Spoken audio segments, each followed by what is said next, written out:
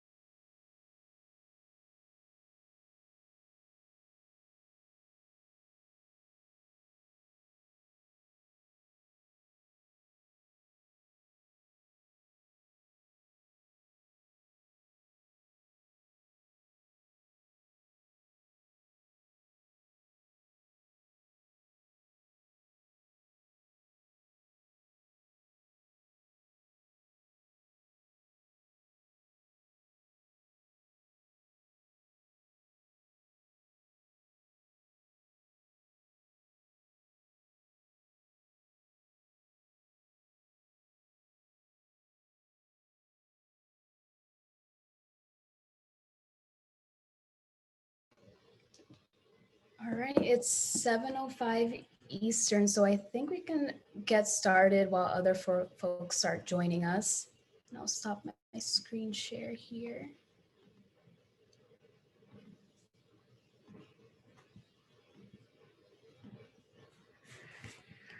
Okay, great. Hey everyone, thanks so much for joining. Can everyone still hear me okay? Is everything good audio-wise? Perfect. Great. Thank you so much for joining us. I'm Natalie. I'm the digital associate at PowerShift Network, and I'm so glad that so many of you guys could join us today. We've been working really hard on this fall webinar series, and we're just excited to see so many people are engaged in these conversations. And just to give a bit of background on PowerShift Network and what we do as a nonprofit, we are the only national Black woman-led youth climate justice organization in the US. So we really do special work. I'm definitely biased, but I really think it's a special group of people that our role really is to provide political education, training, mentorship, and leadership development to youth and grassroots climate justice organizations. So this is obviously like one of the ways we provide those kinds of political education opportunities. And this is our second event in our webinar series on climate and state violence. So throughout this webinar series, we've been inviting experts and youth activists to kind of speak on a dedicated topic that relates to climate change and government failures in addressing human needs, which obviously we see a lot of examples of, not this year alone, but we definitely have seen it a lot this year.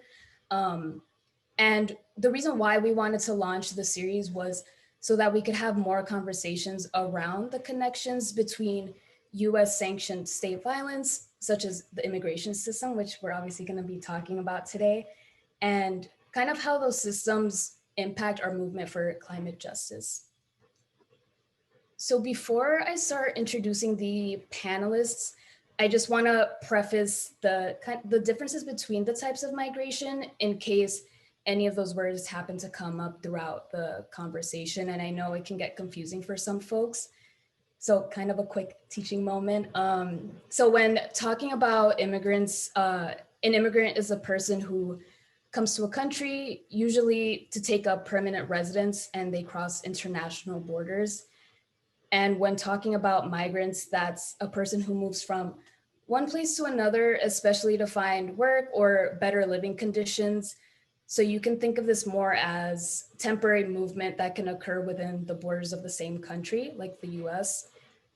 And when speaking about refugees, that is a person who has been forced to leave their country due to unsafe circumstances like escaping war, persecution, and natural disasters, which we'll talk about later today. And then an asylee is a person who requests asylum or protection while in the US. So, with that, all that information, I want to give the panelists a few minutes to introduce themselves and the work that they do, and kind of speak on how their work has been impacted by the intersections of climate change and migration across US borders. So, Naomi, I think we could start with you if you could talk a little bit about your work along with your dog who's on your lap right now. I'm basically babysitting at this point because he's really a lot right now, as you can see. So my name's Naomi. All pronouns are welcome. My job is climate justice organizer for the Florida Immigrant Coalition. It's the first year that this thing has actually had a climate justice program. But the intersections have always kind of been there. My work primarily deals with using climate justice as a way to relate back to the topic of quality of life, in particular to our immigrant, migrant, and refugee communities. And being that a lot of the individuals that are currently coming over to South Florida, 78% of refugees in Florida in general go to South Florida. uh, Climate is one of those reasons, as we see with the hurricanes that have been passing for the last couple of weeks. So, yeah, it's just making everything accessible, making everything sort of relate to how people are expressing their day to day experiences, and making sure that there are more people speaking about how this stuff affects them. And then, sorry, I almost forgot the last question. Um, how does climate and immigration relate back to my work, right? Well, it's first and foremost a personal experience. Me being Puerto Rican, Hurricane Maria is kind of like a really serious situation, but also understanding where my community stands as far as what the backgrounds are and what the experiences have been, um, is important to sort of bring into the spaces that I work in, and they sort of reflect time and time again. So, yeah, it's just our day to day down here. Thanks, Naomi. And Julie, we can go to you next if you can talk about the work that you do and speak to how your work has been impacted by the intersections of climate change and migration in the US. Awesome, thank you. So yeah, my name is Julie, he, they pronouns, and I'm currently a law student and I write for this HIV publication called thebody.com. I'm really excited to be here today and really, I have always considered like the intersections between, like climate change and immigration, um, kind of like an important issue. And I specifically think about TPS, temporary protected status. I'm Salvadoran, and a lot of like the folks, I'm from East Los Angeles too. And like during our sort of like the migration of Central Americans, particularly in the 80s and 90s, my family moved out to LA, and a lot of Salvadoran activists, like in my family, they're the ones that pushed for TPS in the early 90s. And so we see that connection with other countries, and I started to connect the dots to climate change and immigration when I started to see what was happening in Haiti and Honduras, right, with Hurricane Mitch. And that's how a lot of folks, because Honduras didn't really qualify for TPS back then. I think, I could be wrong, actually, I should double check, but we did qualify for TPS because of the civil war that we went through. And then later on, TPS would also become available to people who have gone through natural disasters. And so it wasn't really until Hurricane Mitch that I started to connect the dots to this work. And now, after doing immigration work since 2014 and being at the border, since like the rise of many, caravans, this mass exodus has already been happening. But in 2018, it started to get like attention through the media. I started to go to Tijuana a lot, and even within the Tijuana and border towns, you start to understand how important it is to recognize why this wall is actually destroying the environment, and you see it on different border towns because every border town has its own culture. And so it's been a really interesting conversation. So I'm grateful to be here today. Thank you. Thanks, Julie. All right, Dante, we can go off to you. You can talk a little bit about your work as well. So hey y'all, my name is Dante. I go by he, they pronouns. I'm currently calling from Southern California on stolen Tongva land. My work, well, my politics and reason why I'm in climate justice very much is predicated on this intersectionality of that migrant justice being a direct effect of colonization, capitalism, and racism, and also climate change being a direct effect of colonization, racism, and capitalism as well too, means that these two roots cannot be separated, and that climate justice must incorporate migrant justice. However, the fact of the matter is that in mainstream environmental movements, migrant justice really isn't something thought about. It's a concept that people do very much. We support immigrants, we support migration, but when it really boils down to it, we do even see our own activists spitting out the same hateful rhetoric that has brought up these borders, that has very much placed this binary between those who are citizens, and those who are not. And so my work very much does focus and predicated on food and land sovereignty. And with that, it very much is working with indigenous tribes and also very much working with migrant communities as well too. And I really do hope to just point out the hypocrisy of the climate justice movement by not incorporating migrant justice, and also just some awesome solutions of how we can directly merge these collective struggles. Yeah, thanks, Dante. I think that's a good segue into I think it's important to mention the word intersectionality, especially with this discussion, the fact that we're talking about the intersections between immigration and climate justice. And that word is definitely one that's thrown around a lot, especially recently. So it definitely becomes easier to misconstrue what the word actually means and how it should be used. So for folks who don't know, intersectionality was coined by legal scholar Kimberly Crenshaw. And the reason why she coined that term was mostly to highlight the layers of oppression that Black women specifically were facing. And obviously, when we think of intersectionality now, we look at oppression from layers of between different groups and not necessarily focusing on Black women. And within the climate justice movement, it really is important to understand intersectionality through a Black feminist lens. When we look at Black women, they face simultaneous oppressions from all fronts, from their race, their sexual orientation, their class, and their gender. So it's really important to highlight that. And just like Dante was saying, even within the movement towards climate justice, there is still a lot of anti-Black and brown rhetoric and experiences taking place.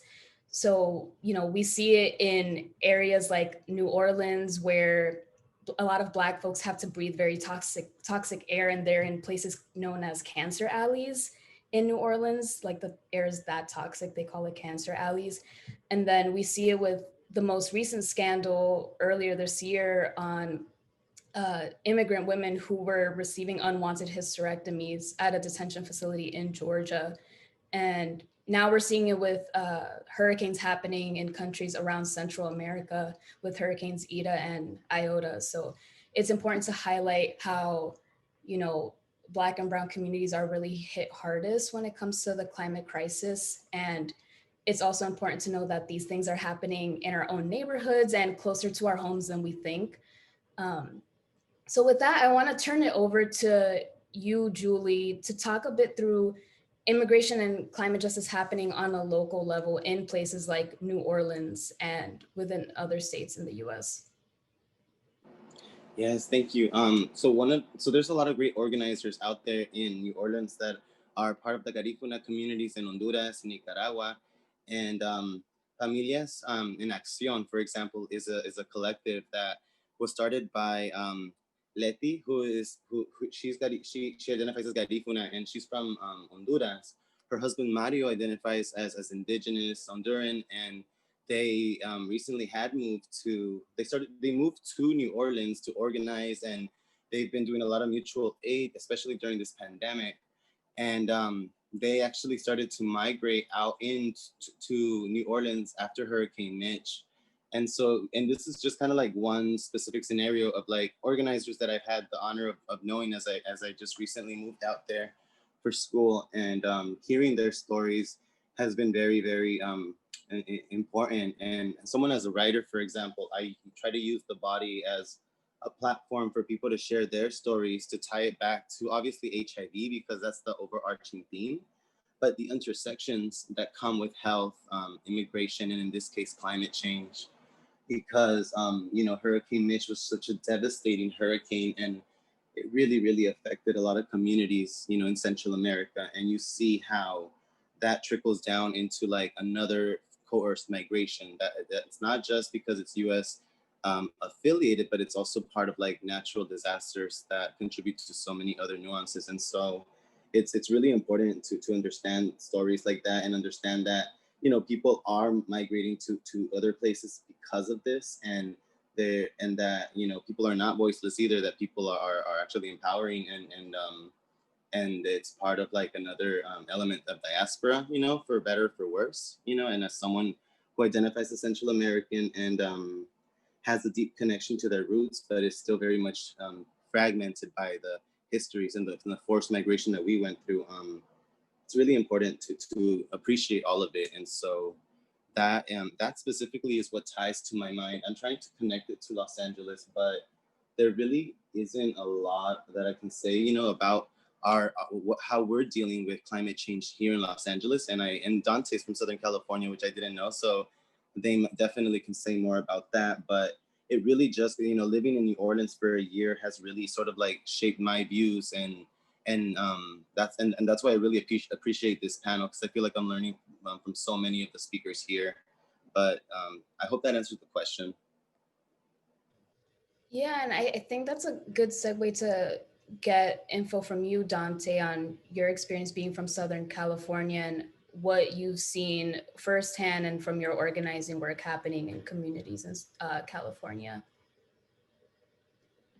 Yeah, thank you so much. I mean, you start talking about migrant justice and it just pokes a hole into all of California's activism. It really is predicated on that. It really does punch a hole in the, liberal bubble very much that California exists in, the simultaneous dichotomy of fighting for, quote unquote marginalized voices, yet no specificity and direct action with on the ground folks.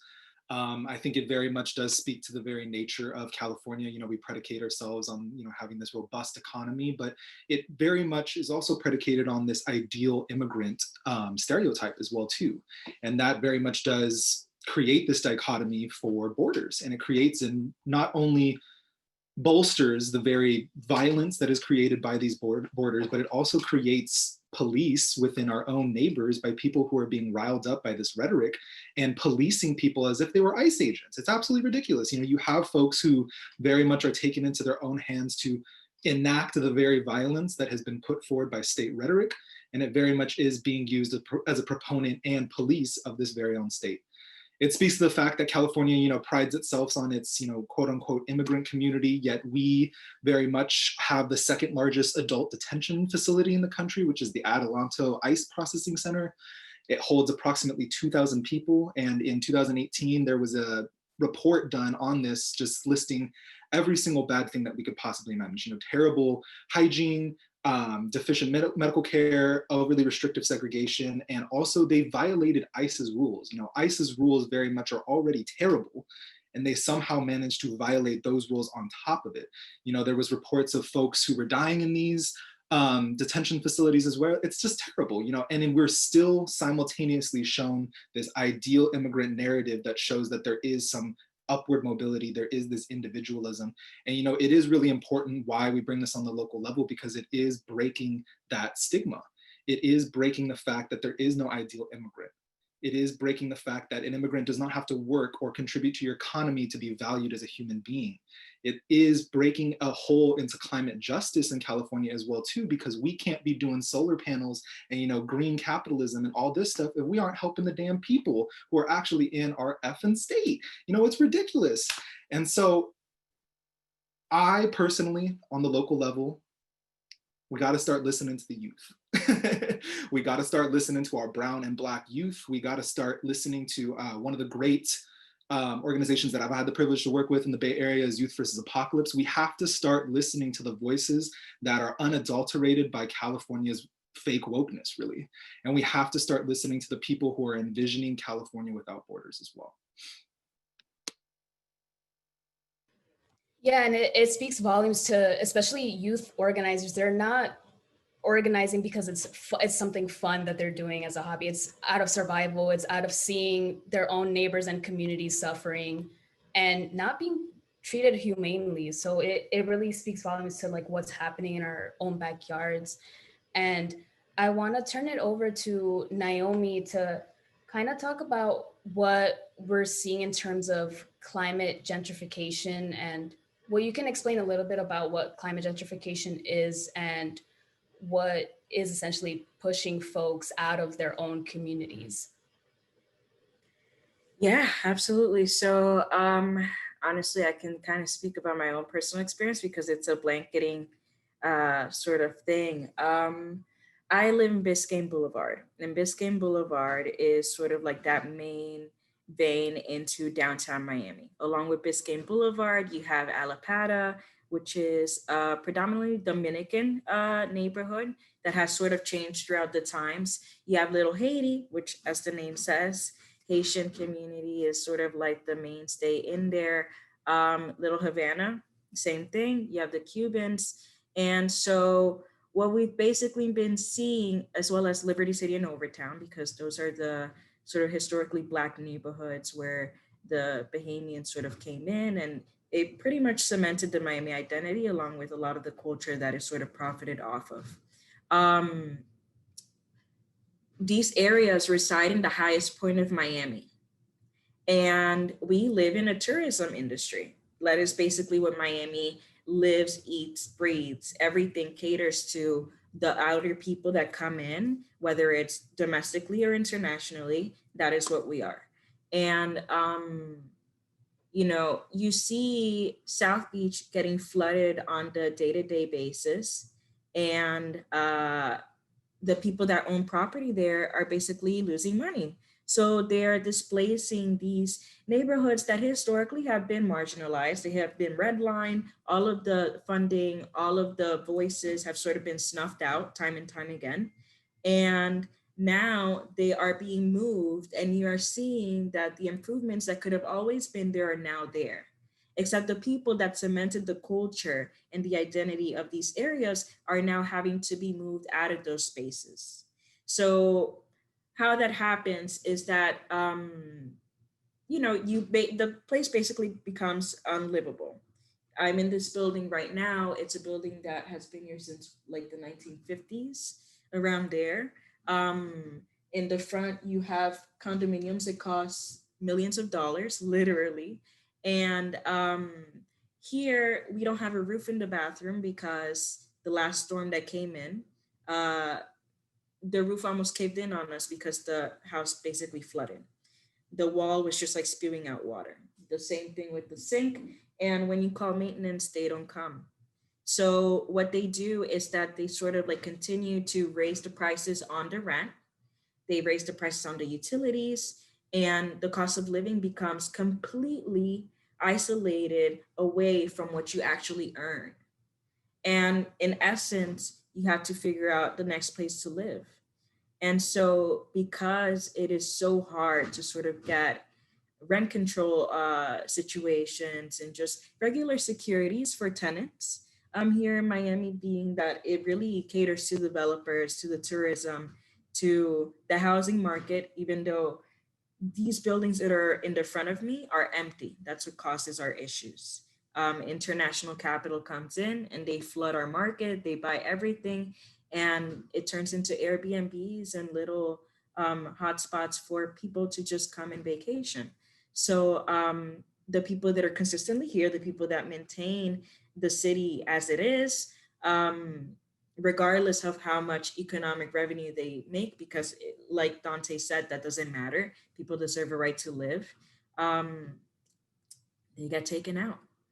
And I mean, we have one of the worst housing situations in the country. And genuinely speaking, we have something called the Homeless Trust, and that really doesn't do much for the community either. So there's a lot of holes in what is considered to be like the sort of like the safety nets of all of this, and none of it is working, specifically for undocumented folks down here, where they have to navigate in a space that caters primarily to citizens and not even all citizens, because there's also a hierarchy as to who is the perfect victim to get these services. And I want to know, like, in terms of the climate gentrification happening in places like Miami, how has that shifted the way you organize with Florida Immigrant Coalition, if it has? So yeah, so there are specific organizations that really cater to this. So us being a coalition, it's sort of our job to emphasize voices, not be the voice, kind of. And you have FAM, which is located in Little Haiti, and they sort of like cover that area. You have Smash Housing, which is a really good project that is going on out of the sort of the Miami Workers Center. A lot of these different groups sort of like coincide in that building, and they work out of there. I think that they're pretty much nationally renowned, if not internationally renowned. And the Miami Climate Alliance that also sustains. So a lot of the resources that, or actually the intention behind that is, number one, explaining to people that they're not just moving because they have to move. The conditions are very much meant for them to get pushed out of these areas. And so education and awareness is the first step. And then you have the Community Justice Project, which is another organization that, along with all of these other orgs and spaces, provide services. And within the organization ourselves, we have someone, Laura Munoz, that kind of dives into finding that extra hand and actually securing resources for people as much as they possibly can, because the odds are stacked. And Julie, as a law student with your experience, have you ever had to encounter those types of conversations with folks who might not know that they're being displaced in their communities and being affected by climate gentrification? Yeah, I really like Naomi's reference to climate gentrification.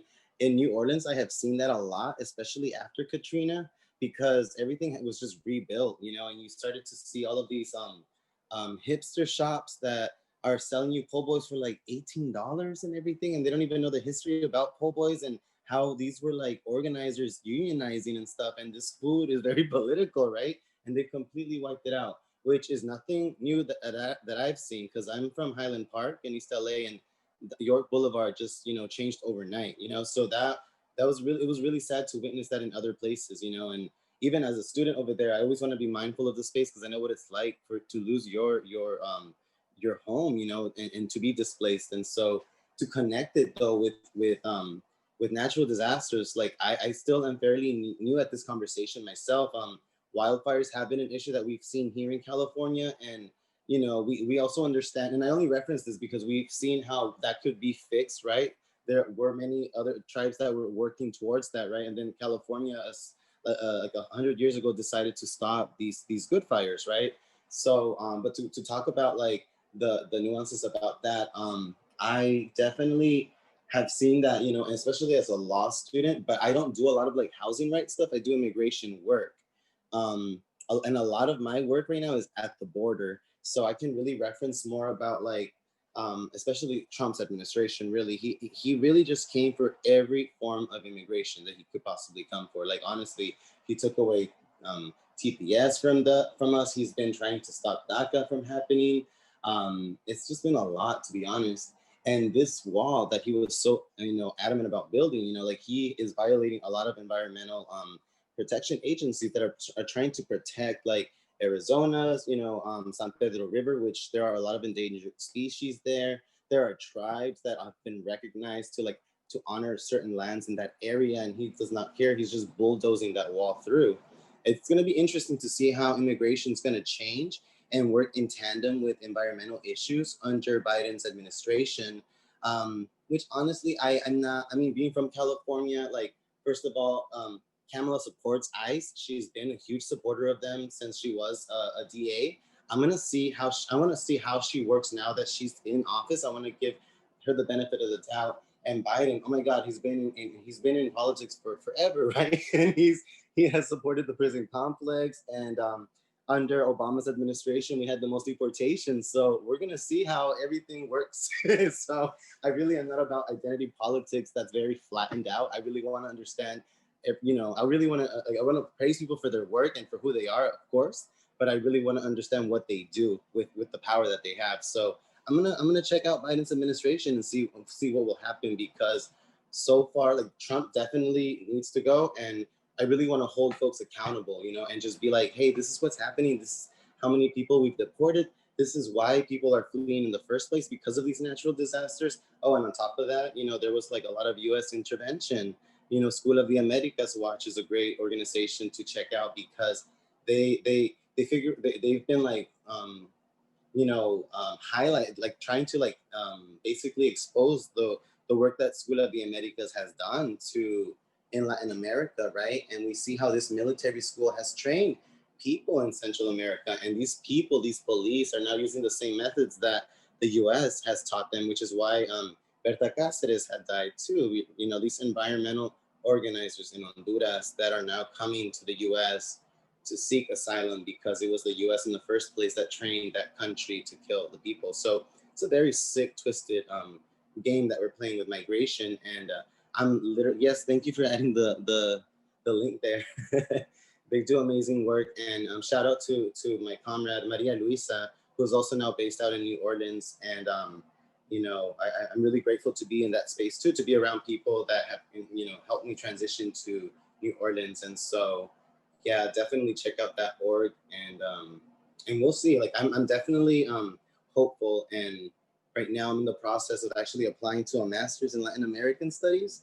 I am gonna take a pause on law school, because this whole Zoom thing is just not happening. You know, like, you cannot go to law school during the pandemic. And I want to stress that to anyone that's watching this.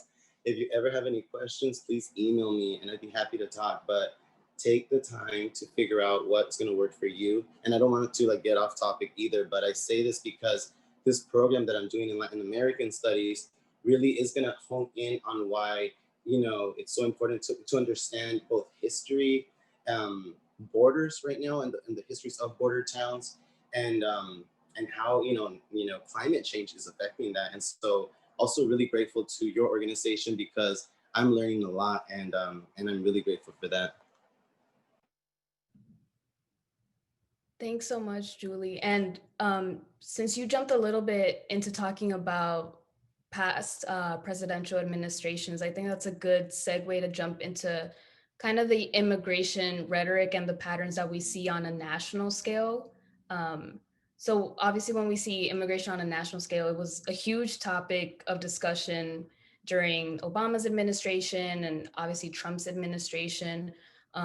So I definitely want to hear your thoughts, Naomi, Julie, or Dante, if you can discuss kind of the shift you've seen around conversations and organizing around immigration when we're looking at the time during Obama's administration and then most recently Trump's administration.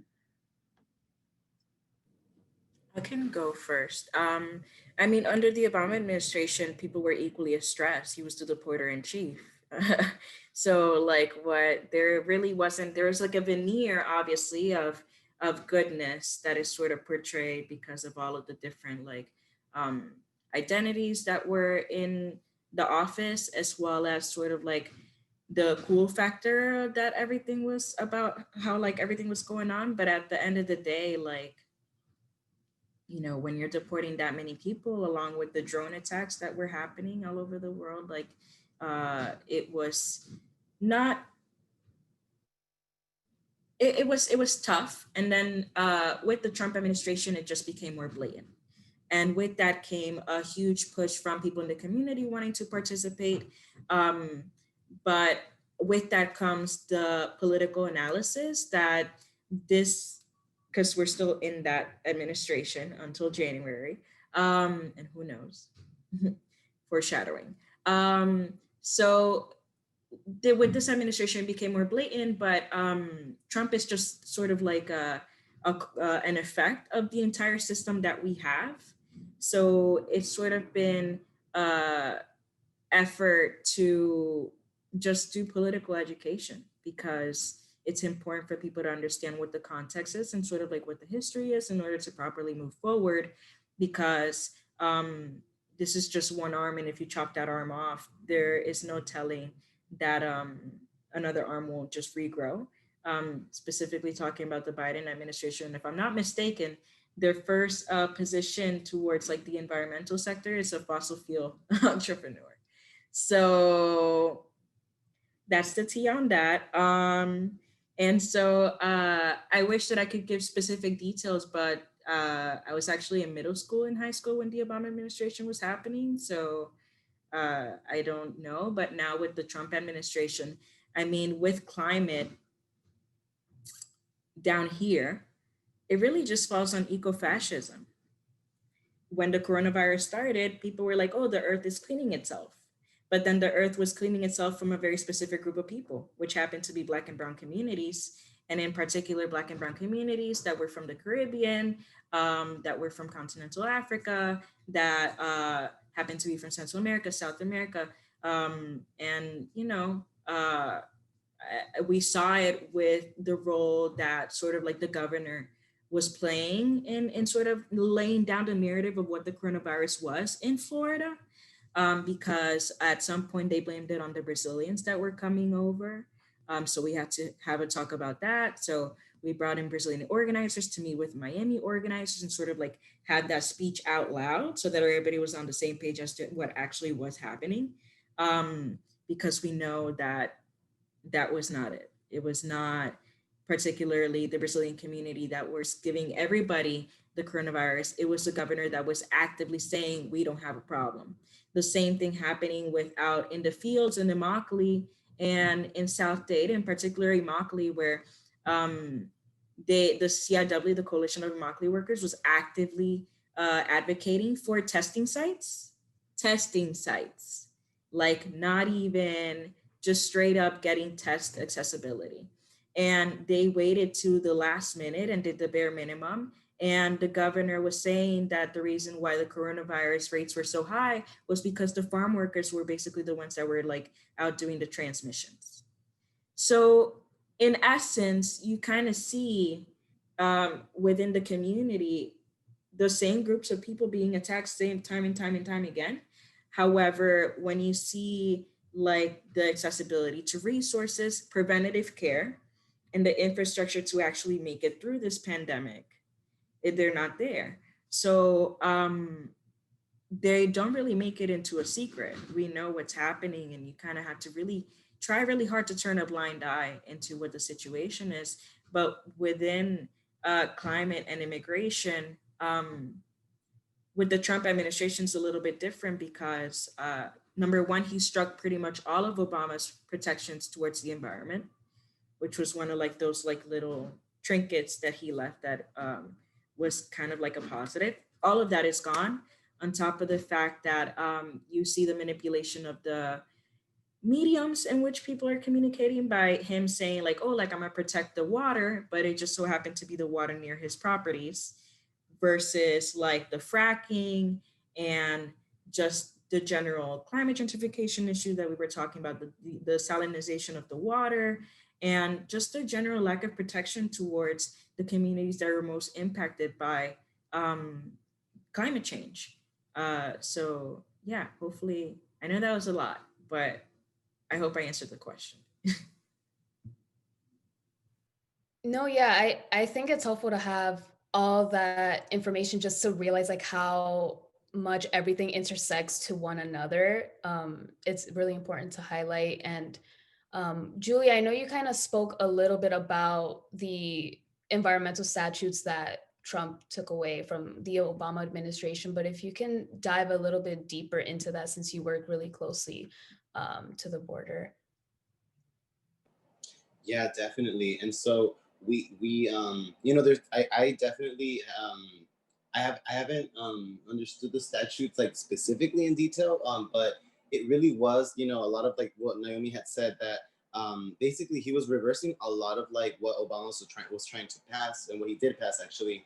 And the thing about like administrative law is that like obviously Congress is the one that passes the statutes, and then the executive branch is the one that has to abide by the statutes, but he can definitely fire and hire who he wants. So Trump made it into like The Apprentice. His administration became a reality show, and it was really scary actually, because you realize how much power the executive branch has in this case, and you're seeing it materialize as the 4 years pass by, and which is why it's so important for, like, when we're thinking about voting people in, like, yeah, think about Congress too. Think about the people who can make the laws, the statutes, and they're the ones that are going to keep the president in check no matter who it is. It's all about checks and balances. And so it really is scary, because I just really learned this, like, this last year in the spring, in the midst of the pandemic, and how important administrative law is. It's a really, really important class to have. It teaches you how to, like, really understand, different ways of organizing, how to, like, do policy work and stuff. And so connecting the dots with that was really, really useful to me. But also physically, like, talking about border towns, like being in Tijuana and witnessing some of, like, the ways that, like, these borders are actually really just polluting the water, in these places. And then you go into, like, again, like the San Pedro River, and it really, and I haven't done border work in, just, as a reference, I haven't really done a lot of border work in Arizona and stuff. My background is mainly in, like, Southern California area. Um, and another thing that I really want to say is that, like, I haven't really had that much experience in climate change work. And it wasn't until more about, like, power shift came along that I've understood, wow, climate change can actually be a conversation that people of color can have, because it's been co-opted a lot by, like, white people, much like reproductive justice work. And so I never really felt like there was, like, a place to, like, really understand this. And so to be, like, really, like, humble and honest about it, like, this is something that I'm still learning about. And I know I keep saying that, but climate is just not something I'm very, very, like, in tune with. But I can definitely talk to you a lot about the immigration work that's been going on. And it's really exciting to be able to connect the dots with that now, and to be able to understand that there are other amazing people out there, Black and brown folks, that are doing this work, because it was just never really a space where I felt like I could be a part of. And it's a younger generation, because, like, I'm a seasoned butch queen, and so I haven't really had a chance to see a lot of that while I was in college. I did my undergrad at Cal, and it was just always the white liberal kids that were having these conversations. We were talking about U.S. foreign policies with USEO, with the Salvadoran student unions, um, and and so, yeah, this is a really important conversation to have. I don't know if that answered your question or not, but or if I just danced around it. I want to say something on the U.S. foreign policy being climate specifically, because of the conditions around climate refugees and the striking down of TPS and refugees in general, because we know that this administration has definitely cut down the numbers of people that are allowed to come here, as if that was a thing.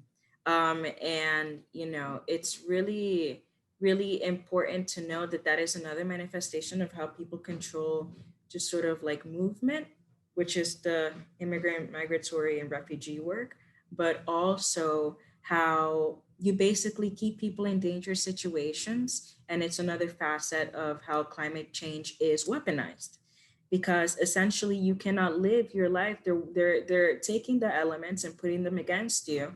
And even though you can be in a safer place because of legitimacy of who does and does not belong here, then they can just say that's not for you. So just wanted to put that, because it's definite, climate justice is definitely a lot of the conversations that people have on a day-to-day basis. But like Julie said, it's been co-opted, and accessibility is not present. So a lot of the work is really just legitimizing what people are feeling, because they're having these conversations day to day, but due to the words not being the same exact words that they're using in the climate spaces, et cetera, then they're just thrown out the window. But best believe that every single one of the people in this panel, and the ones that are participating in the other spaces, you talk about climate every single day. Yeah, I think it's important to point that out, that just hearing people's stories, everyday stories, is enough of a legitimate explanation as to what is actually affecting us, people of color, people, tuning to the webinar. We don't need to throw numbers and facts. Sometimes it's full blown like stories that come from the heart, that are affecting everyday people, is enough to legitimize the situations that we're facing. Dante, I think you were going to say something, right? Yes, I have to like collect my thoughts because I mean, being on a panel with amazing people means that just so many amazing things are being said left and right. I want to say definitely one of I think my favorite quotes, Julius Nyerere talks about the United States is a one-party state, but with typical American extravagance, they have two of them. You know, we very much are seeing right now, I put in the chat, Cecilia Munoz, who was literally called the defender of separated families under Obama's administration, is rejoining Biden's administration. So, fascism really is it's just turning blue, people are just getting deported on blue planes now. People are just getting deported, by blue politicians. It really is, we really are at this critical nexus point where we have to start waking up and realizing that the government does not care about that. And the government very much is predicated on border security. The government very much is predicated on the extraction of labor solely to prop up the state, and it does not take anything else. And we are seeing that very much as what has been talked about right now. The Thanaatham Nation on ancestral and sacred land in Arizona right now is fighting for their lives, fighting for their livelihoods, fighting for their sacred spaces.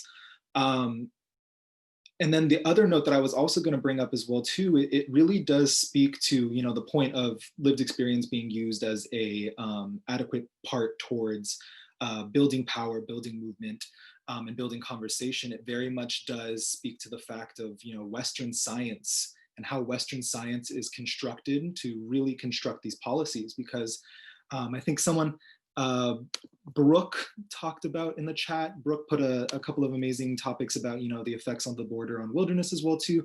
But Western science very much is based on exploitation. It's based on exploitation and it's based on extraction. And it does not place lived experience on the same level of datas and numbers, which is also something that is completely fabricated, by some European person hundreds of years ago, as well too, so it does very much speak to whose voices are not in these conversations, whose voices are continually in these conversations. And also just the fact that the state will operate the same way it does, no matter who's up there, no matter what identity politician is up there. The whole veil that I think Naomi had brought up about Obama was that, oh my gosh, how can a Black man be racist? How can a Black man deport people? But in reality, it is just this talk about class. Rich protect the rich. The government's going to protect the government. Institutions are going to perpetuate other institutions because no one wants to lose that power. And so when we're literally in a network called Power Shift, we have to start looking at the points in which we can build power outside of these institutions. Because when it really boils down to it, who's sending ICE out for folks to get deported? The government. Who can defend folks from ICE? Us, and no one else. When we make these changes, when we really push for these policies, we have to push for policies that doesn't, favor the select few through DACA, or favor the select few through TPS, or favor the select few for what other new, immigration program that's going to pop up. We have to get rid of the damn borders. It really is just that thing. And, that's why the anti-capitalist lens is so important, because with an anti-capitalist lens, you realize that by the same work that you're doing to fight climate change is the exact same work that is going towards migrant justice. And we just have failed to see that intersection. That is so real. And I just really wanted to add a quote that Hugo Chavez had said. And obviously this is translated in English, but if the climate were a bank, the US would have saved it already. You know what I mean? And obviously Hugo Chavez, there's a lot to be said about Venezuela's like natural resources too. I remember I was in Venezuela in 2014 with the Council for SOA Watch. It's a very complicated conversation because, the way that they use petroleum can also damage the environment. But again, going back to this conversation about how capitalism is so individualized, like a lot of, and Naomi said something really important about how even though like these fields have been appropriated, right? People have still been doing the work. It's just different ways of understanding it. And that reminded me of like yesterday, there was a meeting with this co-op in New Orleans, and I was like translating the conversation con Bancha Lenguas, and they were talking about, they were sharing their cultural backgrounds. And these were folks from the Dominican Republic, from Panama, and other areas too. And they were just like, yeah, like co-ops are something that is very much important in our understanding of like being together. And that reminds me a lot about how, you know, in order to like really address climate change, it has to come from like a form of unity. You know what I mean? We can't be, you know, trying to, you know, understand these issues within a capitalist frame of mind, because at the end of the day, money will always be the problem. And like, and I'm not like, yeah, it's just, it's really, really problematic and upsetting, because a lot of migrants, for example, like families will come here, and they lose that sense of unity. They lose that sense of co-op. They lose that sense of teamwork, and they individualize themselves and they separate themselves, and they sort of learn a different way of existing. And it's just also from personal experience that I feel that I've seen this, and also just understanding politics and understanding U.S. politics specifically. And so, yeah, this is definitely just, I just was thinking a lot about what Dante was sharing, and it just kind of like, it just kind of like, you know, it's one of those things, right, that we really have to address this together collectively and remember our ancestors' values, you know. Right. And I like what Julie in the chat said about Obama being in office. The rhetoric didn't match the policy. He said he valued immigrants, but was the deporter in chief.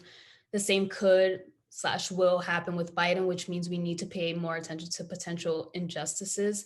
Um, and I don't think we mentioned this earlier, but Obama was known as the deporter in chief because, if mistake me if I'm wrong, but he was the president that deported the most immigrants during his term, so that's why he was known as that. And yeah, I love your point, Julie, about, you know, emphasizing community and climate justice, and, you know, is really about solidarity and community building for all people. So that's just a really good reminder that an anti-capitalist framework is really important in our movement for climate justice and migrant justice. Um, Great. And Dante, to kind of wrap up looking at the national scale of immigration, moving into the new administration with Biden, how do you think we might be able to learn lessons from the climate movement to make sure we continue to build power within the climate justice movement and migrant justice movement? I'm going to shout out Julie in the comments again for that, because, you know, I think they said it perfectly with the same thing could and will happen with Biden, which means we need to pay more attention to potential injustices. I think we have this double dichotomy, you know, in which migrant communities just lose out with both, you know, and it speaks to the very nature of just the clownery of this two-party state, you know. And we have liberals who sensationalize this feeling of white saviorism, you know, but at the end of the day, they wouldn't even look twice at a person, you know, who is in their own communities. And then we have and then also, you know, the same exact violence that is being talked about, you know, and defended, I mean, and, you know, talked down about from the Democratic Party, but the exact same things, you know, being talked about. I love, you know, when people talk about Trump's, you know, border wall, Trump's policies, you know, and that he's so blatant and loud, but it's like the Democrats just focus and bring a lot of their power on complacency. You know, it is the same violent action. It's just breeding complacency on the Democratic side, and it's violent rhetoric on the Republican side. And when people realize that at the root of this, you know, these two states are not going to be for migrant justice community, it really does fall on activism needing to take the main center role of this point, because these institutions will not do a damn thing about it, and they would rather watch people be deported, die, or be in inhumane conditions than solve a problem. And it really is going to be doing exactly what Julie talked about. I want to say that they said they went to Berkeley, and like, I just graduated from Berkeley, so I can very much speak to the fact of, you know, white-centered environmentalism. And it speaks to the point of the exact same capitalist colonial views being created and being a base for a lot of these climate organizations.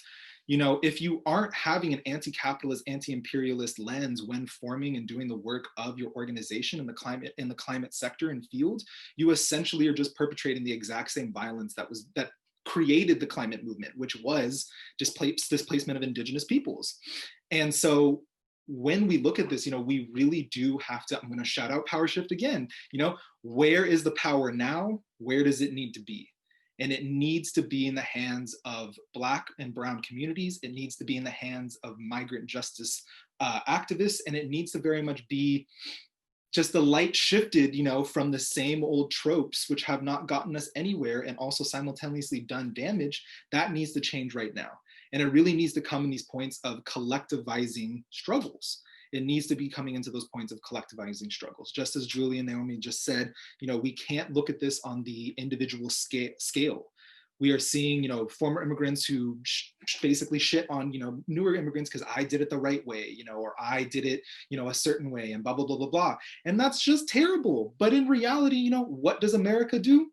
It takes you, it strips you of everything that you previously known, and it only rewards you for the exact same American policies that it shoves down people's throats, and it beats you with a stick if you do anything else. And so it is this state, you know, the state was created on extracted labor, okay? Slavery, y'all. That's how America was created. What did they do next after slavery was banned? They just found their next group of people that they can extract and continue to build their economy. We live in an extractive economy. By definition, we extract labor, we use it, and then we throw it away after that. And also just in light of the COVID era as well too, you know, acknowledging that Black and Brown workers are a lot of the essential workers, a lot of the frontline workers. And when the state props them up as heroes, what they're basically doing is they're martyring them, you know, because when this shit gets bad, and it's already getting bad, and there's this mass die-off of Black and Brown frontline workers and essential workers, they martyr them as if they're doing this, you know, peace towards America to make America better. But in reality, it just speaks to the fact that capitalism would rather have you die than let you just vibe and be, you know, of lower socioeconomic, you know, and like, it's just absolutely ridiculous. You know, America hates poverty, America hates poor people, and they will let those people die before making a change of that. I think that's a good segue into, Naomi, for you to talk a little bit about resiliency workers, the fact that, you know, they're kind of being extracted to rebuild communities, but they're not really reaping the benefits. If you can talk a little bit about who resiliency workers are and like what they contribute across borders. Yeah, so resiliency workers are essentially people that work under the premise of disaster capitalism. So we know that within each region of the US, there's a specific environment. Within those environments, you have distinct natural phenomena. In the Midwest, you have tornadoes. In the West, you have fires. Florida's the water tribe. We got hurricanes and stuff.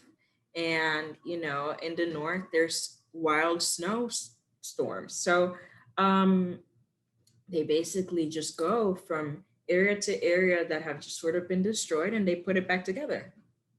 Um, and it sort of reminds me of the model that the United Nations has towards like the reconstruction of different places and other international organizations that just like pick up people that they find in countries that really there's no other shot at getting an economic position or just a voice in general, and they just say come with us, and then they prop them into these essentially very dangerous circumstances, and because of lack of choice they just have to follow through. It just so happens that once resilience workers touch here, they don't, there's not a path to citizenship, that meritocracy of like rebuilding and then you get all of these different like privileges is not there, and they get stuck in limbo. And I think that obviously we are seeing the effects of climate change. We have a pandemic going on, that's one manifestation. We've had two hurricanes in the past 3 weeks, categories 4 and 5, that have developed overnight basically.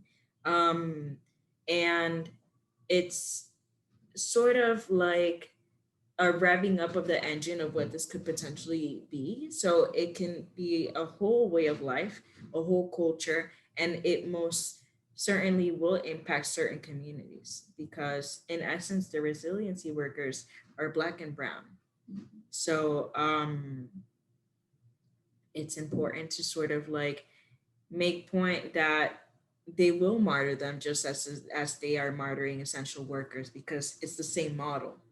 And there will be nothing else except the little billboard on your main street that says, "Oh, thank you to our service workers and our delivery boys and girls, etc., etc." But if there is no intention to really give a person a quality of life that is deserving of everything that that they should get.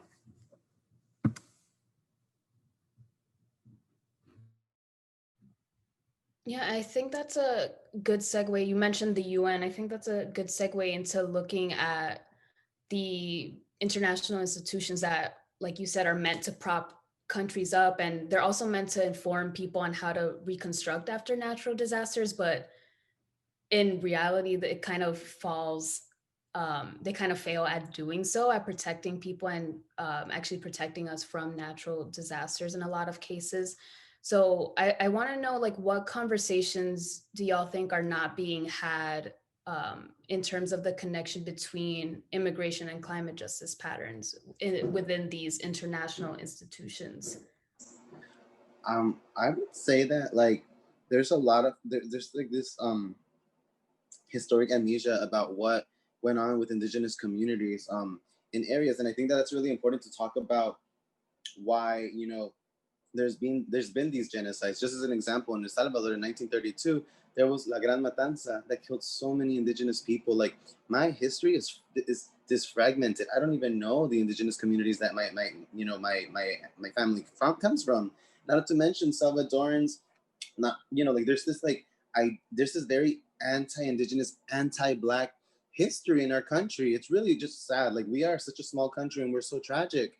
1932, we had the genocide of over 30,000 indigenous people that were killed.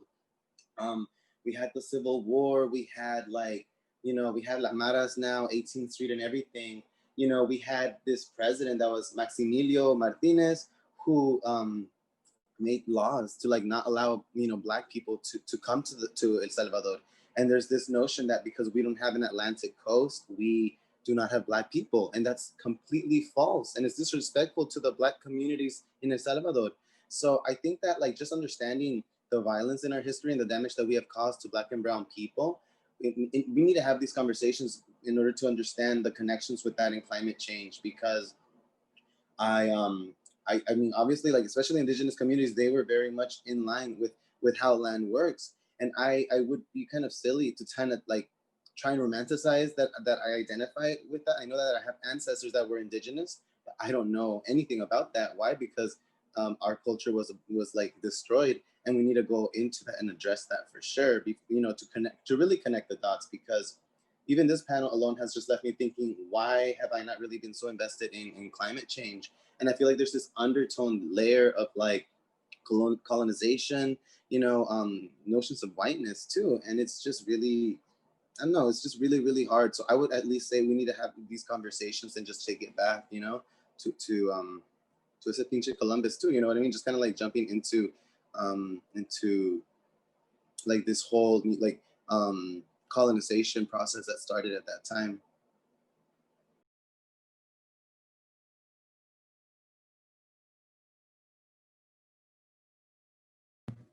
Do we just jump in? Yeah, feel free to Oh, jump in. okay, because I was like, okay. Um, so international institutions are really a way to flex power, right? And you have the United Nations, you have the IMF, and you have the World Bank. And these are spaces that you can sort of see like the setting up of like the exploitation of the land, being that you have countries that are specifically targeted to go through corporal readjustment, and they open up their borders and they come in and they sort of set up these companies to essentially exploit the people that are living there and the land that they're sitting on and the resources that they have access to. So, it kind of, it's a way where like indirectly but directly they set everything up so that climate change can continue to happen. um, and it's done in different ways. Hard power essentially is militaristic power versus like soft power. That's something like as simple as diplomacy can open the door to that. And I feel like a lot of the reasons as to why people get shortchanged happen in the international platform, yet those conversations aren't really had in the intensity that they should be had. One a clear example I remember when I was in school, they told me about like how in Jamaica they had a banana industry, and it was basically like indigenous maintenance strategies to maintain the land and make sure that everything was okay. And it was based on sustainability, not so much profit. But when you're basically like thrown down the deep end because you have an international economic system that goes for profit instead of just like sustainability, then you are at the end of the race.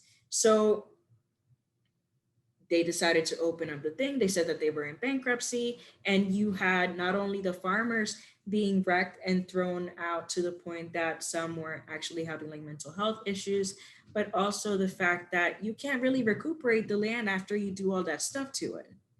So it's generations and generations worth of changes that can happen within the span of a couple of years due to how much exploitation there is.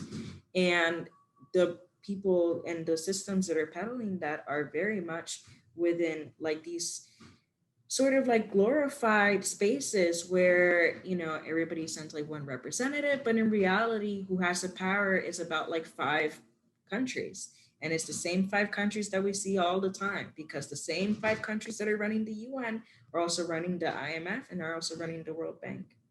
And whenever you have to pay that money back, guess who you're going to pay it back to? So it's that needs to be taught, because everything from the citizenship clauses to the decolonization process, all of that went through the international institutions. And essentially, if you don't have power to your own land, there's no way for you to make that shift. There is no autonomy. So we still have commonwealths to this day. We still have colonies to this day, and it's kind of impossible for you to set a way to shift if essentially you have somebody in your business.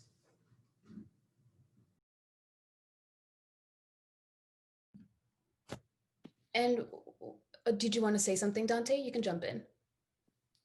I mean, I'm definitely pluses and claps to everything that was just said, because yes, I mean, the most important thing, honestly, that I think people who are in the US right now can very much look at is US's history, CIA's history.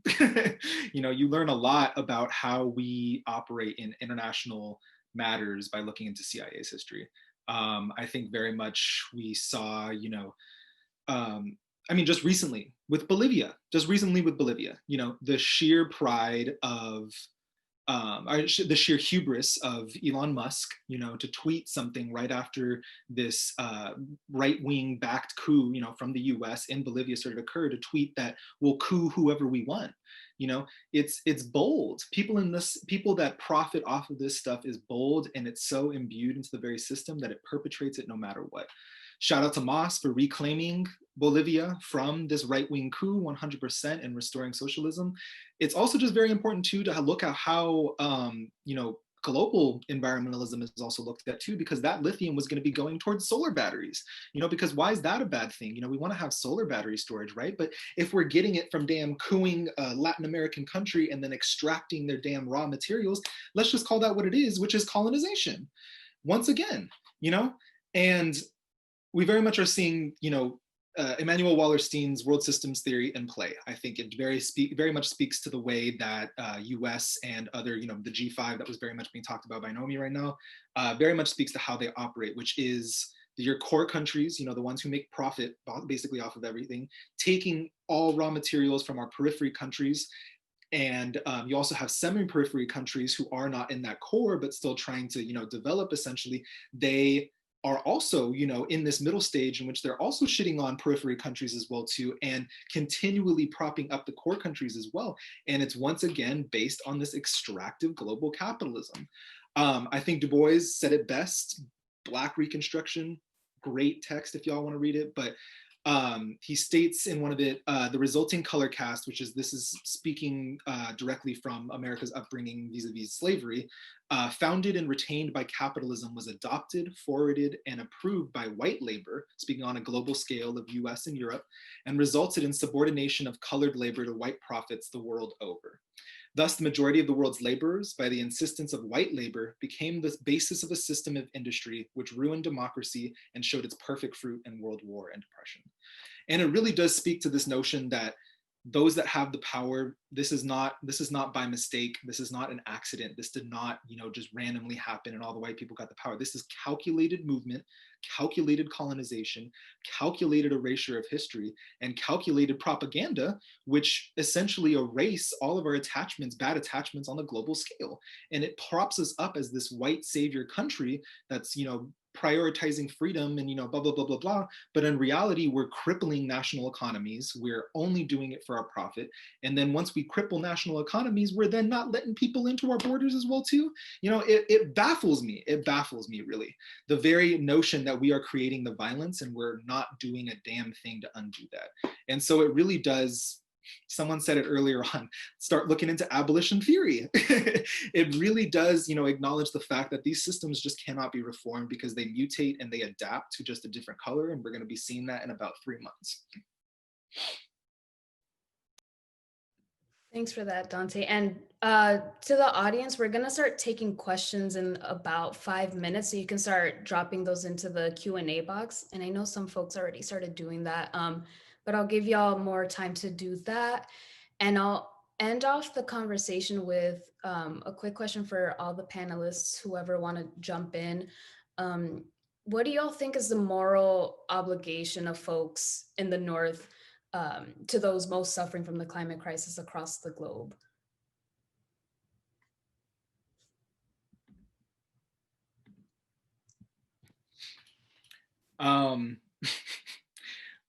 You know, funny to prop up the question as moral obligation, because the US does not have morals, but I would 100% state it in the fact of we owe a power shift, to be entirely honest. We owe a complete overhaul of our global, the mechanisms of our global capitalism. We owe, you know, Via Campesina is the one organization that I can think of right now.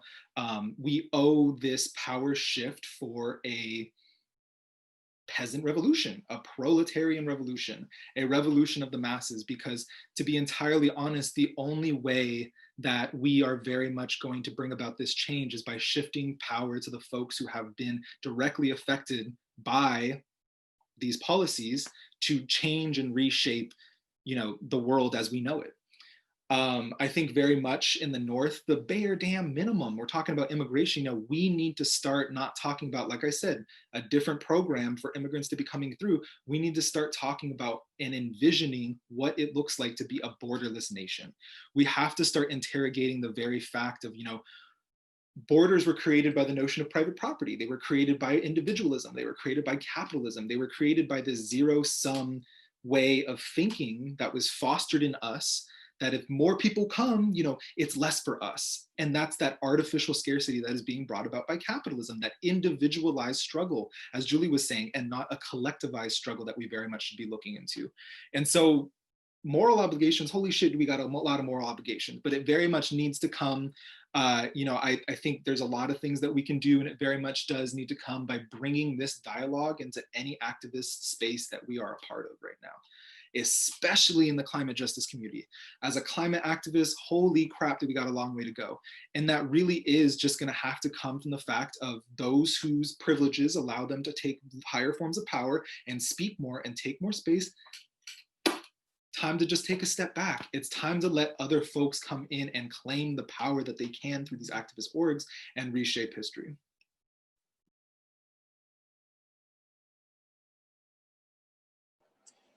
You had started with, like, you know, coining, like, Kimberly Crenshaw's term intersectionality. And it just really means that we need to have like Black feminist thought in these conversations in terms of like what is the moral obligation. We need Native feminists thought to understand why dismantling borders is so important and the histories behind that, and like even holding up space for transgender non-binary people. Like it's really important to understand these isms and who is really in a position of power, and understand why these lenses were made for a reason. Like Kimberly Crenshaw, I mean, everyone uses her term now, and sometimes people don't even know it's Kimberly Crenshaw. You know, this woman is incredible. She's brilliant. And when she coined intersectionality, it's such a great epistemic metaphor to understand not only the law and the experiences that Black women go through in relation to that, but then she even created a system that you can apply in other ways too. Like this is really, really what innovative thinking is about.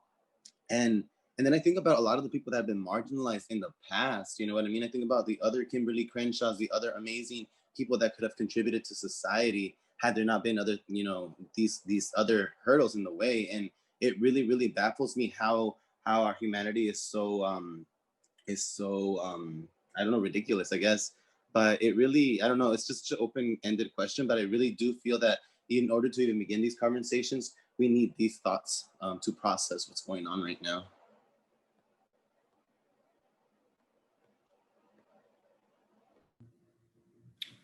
Um, I think that the first thing is for me, it's really understanding that the current scope of where climate justice and climate change is being looked out of is not adequate, in the sense that it delegitimizes a lot of the people that are really getting impacted the most. And it's a responsibility to, first and foremost, take a step back and let them talk, because the people that are in the global north that do the least amount of damage, because they do not have the capacity to have even the resources or the expanse to create the emissions that we're seeing, are actually the people that had to leave their countries due to the displacement of the north. So this has layers to it. And it's important to use the resources that we have up here to bridge those intersections as much as we can, because it takes the perspectives of the diasporas and of the home countries, as if, you know, because it's not just a home country, it's just a country, since migration is very, and immigration is very much just cast out of class and race, and the people who have access are not the people that are sitting in this panel. um it's important to just, yeah, to really, really let them have the space to let us know what's going on. uh, Elevation of the voices is pretty much the only thing that uh, can sort of like shift the situation, being that everything else just sort of falls into place with intention. Other than that, it's just reparations. It, I mean, let's talk about it, because Miami is coined time and time again as being the wealthiest Latin American capital. So we know who's living here. And the countries that are being exploited the most are basically funding something like this. So why shouldn't they come and claim what's theirs? They basically spent their whole lives building the wealth of other people, and they're asking for the bare minimum. So that's why I think that, first, just hearing people's like actual experience, because it's not just a perspective, it's not just a hot take. And then from there, and seeing what everything really falls into place, is when everything just sort of gets laid out to start the action. And once the action gets laid out, then it's a matter of getting into the work of it all. But I mean, moral obligation, I think that we've been beyond past that. And it's not just the United States, it's the North. So that Western Europe and that BRICS that's coming up as well. We're seeing the discrepancies in sort of who can and cannot exploit. So it's important to note that, there's the roles are shifting, and fascism is taking different faces. So yeah, that's pretty much it. I saw a bunch of questions, so I'm trying to not say a lot so that I can get into some things. I know, yeah. Let's jump into the questions. Thanks, y'all, for diving into that. Let's see what we have. I'll go to the first one. Are there ways that you're seeing anti-Blackness show up in the immigration conversation? Third largest TPS recipient communities are Haitian. The largest population coming across the southern border are actually Black migrant immigrants and refugees. So I can start on that. Yes. Yes. Right now, I think that this year was specifically important in the sense of like how the community dialogues were shifting. Um, the election was happening, but so were the protests in order to sort of like elevate what happened to Ahmaud Arbery and all of the other people that just sort of got taken out by the police state this year. So with that came the crossroads of like, if you're a Black immigrant organizer, which role do you take? And there were very few spaces where you can inhabit both. So it's it sort of gets seen as you have to pick a side, and there is definitely a level of anti-Blackness because at the end of the day, there is anti-Blackness within our countries as well. I'm Puerto Rican and Dominican, and it's rough out here in these streets. And I'm in Miami, and Latinos for Trump is a thing. The leader of the Proud Boys is a Black Cuban, and now he got shifted out and turned and given to like was it a white Venezuelan, and they sort of came out and said that they were Nazis straight up. So we see that within the city there are pockets of communities that definitely still advocate for anti-Blackness while simultaneously um, advocating for pro-immigrant um, concessions. But at the same time, there are Black immigrants, and Baji is definitely one of those places that's doing that work. And yeah, I mean, it's bad, y'all. But that's why political education is so important, and it kind of goes to the next question of, is it just Trump or is it the system? And it is the system. That's what I had said, where if you cut off one limb, there's a chance that another one will grow back because essentially you're not hitting the root.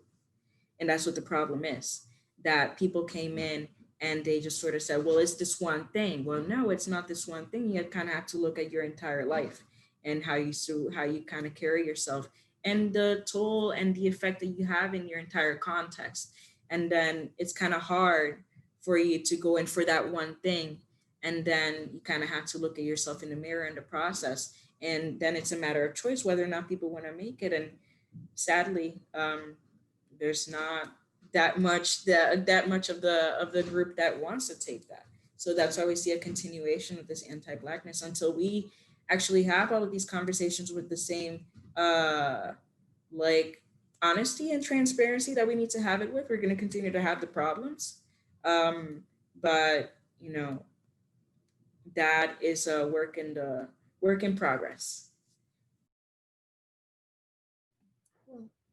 I don't want to rush this, but I do want to try to get to other questions. So I'm going to jump to the next one. Naomi said, I've become interested in working directly with immigrants and refugees and have often been directed to the UN. But as many of us know, a lot of their work is one that is difficult to trust. Are there any orgs, national, international orgs that any of you know of that are in direct work with such communities that you think we should give attention to or get involved in?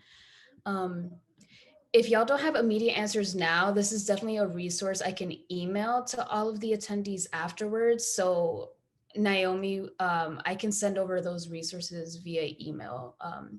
That might be easier than rushing the answer. Same thing with you, Mariana. She said, thank you for hosting this event. I was wondering if there are any books on this matter that you'd recommend. So I know Dante, you recommended some books, so we can definitely share some of those resources too. And I think some people are probably writing in the chat too. Okay, let's jump to this next question. In what ways are U.S. sanctions contributing to the environmental harm and displacement of peoples within countries such as Iran, Cuba, and DPRK or other countries?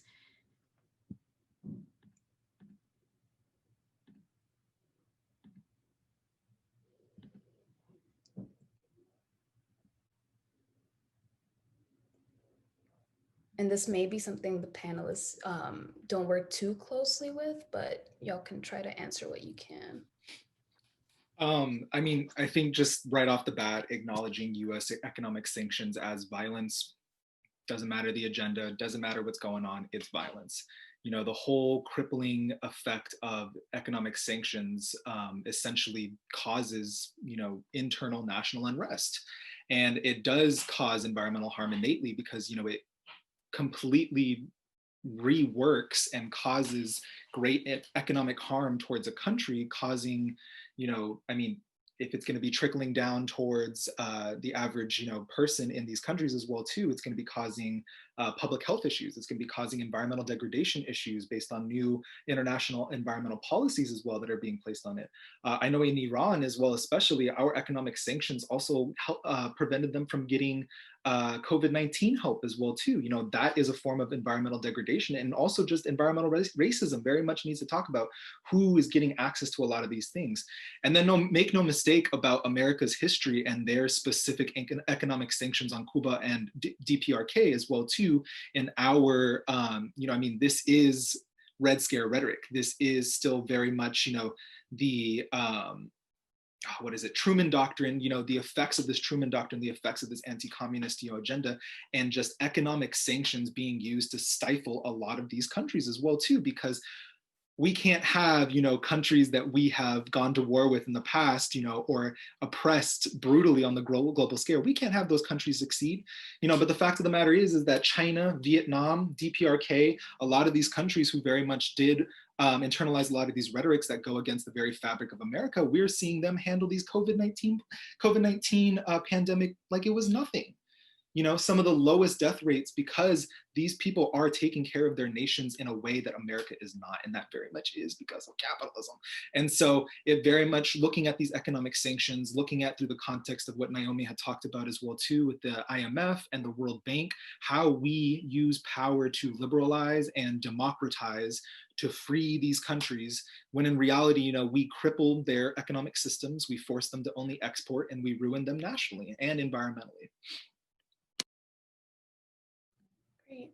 We're just at 8:30 Eastern, so I think we can end the conversation here. Obviously, we can spend hours talking about this conversation, and I'm so glad the attendees were so engaged and y'all were asking really amazing questions, and the chat was literally on fire, so I'm so happy to see that. I just want to end off with very quick slides to just show y'all how you can stay connected and support Power Shift Network and our panelists.